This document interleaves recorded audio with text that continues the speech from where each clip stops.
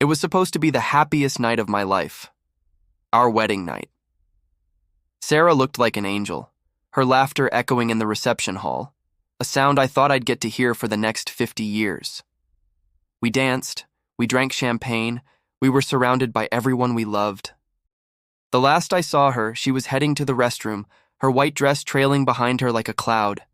She smiled at me over her shoulder, a smile that promised a lifetime of happiness. She never came back. The next few hours were a blur of panic and confusion. We searched the entire venue, called her phone 100 times, each unanswered call a punch to the gut. The police were called, a missing person report was filed. Days turned into weeks, weeks into months. The world moved on, but mine had stopped dead on our wedding night.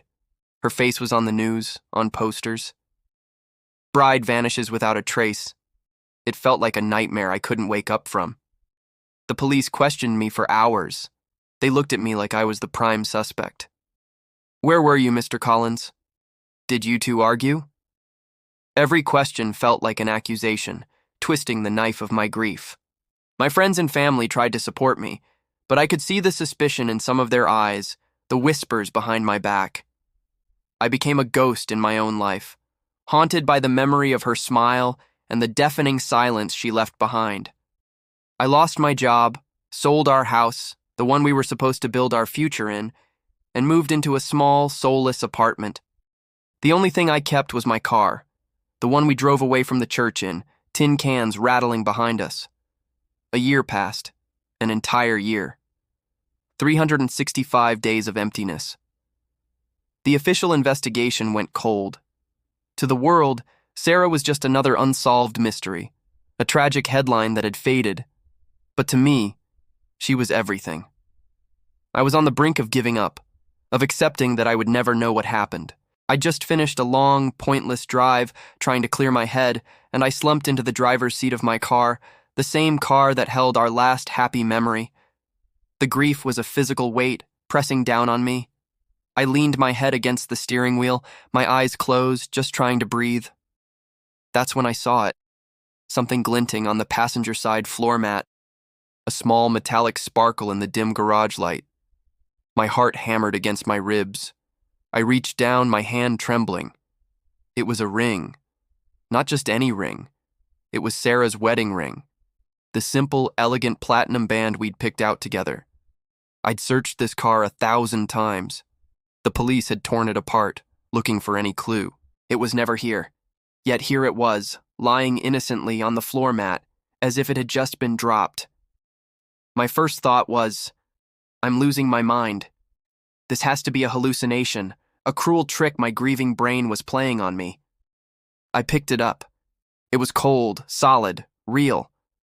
The inscription was still there on the inside, always S+J. My hands were shaking so badly I could barely hold it. How? How was this possible? I hadn't used the passenger seat in months. No one had been in my car but me. It felt like a message from a ghost, a breadcrumb from the void. For the first time in a year, the suffocating fog of grief began to part, replaced by a surge of something I hadn't felt in forever. Adrenaline. This wasn't just a ring. This was a clue. It was proof that something happened, something tangible. It meant she hadn't just walked away. Someone had put this here. But who? And why now? The questions swirled in my head, a chaotic storm. Was this a threat? A taunt? Or was it a sign? A sign that Sarah might still be out there. I immediately called Detective Miller, the lead investigator on Sarah's case. He'd always been the one who seemed to believe me, even when others didn't. I could hear the skepticism in his voice when I told him, "You're sure it's hers, Jake? And you're sure it wasn't there before?" "I'm positive," I insisted, my voice cracking. "Someone put it here. Someone is sending me a message." He agreed to meet me, but I knew he thought I was grasping at straws. While I waited, I started my own investigation. I tore the car apart again, but this time with a purpose. I checked every seam, every compartment.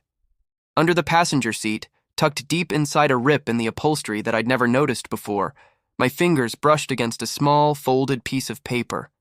My breath caught in my throat. I carefully pulled it out. It was a receipt, a pharmacy receipt, dated 2 days before our wedding. It wasn't for anything unusual, just some vitamins and a bottle of over-the-counter sleeping pills. The pharmacy was in a small town called Northwood, about 2 hours away, a town neither of us had any reason to visit. Why was Sarah in Northwood? And why hide a simple pharmacy receipt? It didn't make any sense. I showed the receipt to Miller when he arrived. He examined the ring, confirming it was Sarah's, and then looked at the receipt. I saw a flicker of interest in his eyes. Northwood? He mused. That's odd. We never had any indication she'd been up there. The sleeping pills caught his attention. This could be nothing, Jake, he warned, but it could be something. For the first time, I felt like we were on the same team. He agreed to look into it, to check traffic cameras and bank records from that area around that date, but I couldn't just sit and wait. Northwood. The name echoed in my mind. I had to go there. I had to see for myself. It was the first real lead in a year, and I wasn't going to let it go. The next morning, I filled up my gas tank and got on the highway, heading north.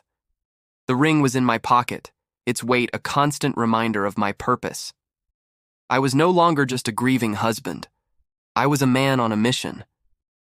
I was going to find out what happened to Sarah, no matter what it took. The road to Northwood felt like the first step on a journey back to her, or at least to the truth. And I had a terrifying feeling that the truth was going to be far stranger than I could ever imagine.